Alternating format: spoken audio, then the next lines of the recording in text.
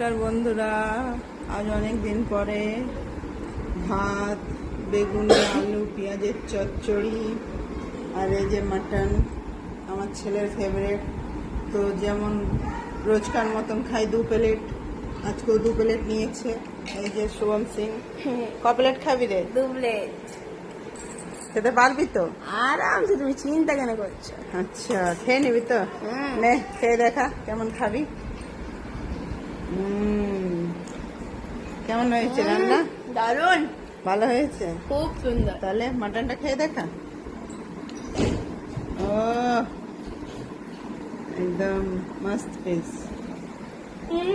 আর একবার খেয়ে দেখা ভালো করে। দুর্দান্ত, দুর্দান্ত, ভালো হয়েছে, খুব সুন্দর। আর এই যে আমি বসে গেছি, ভাত, চচ্চড়ি সব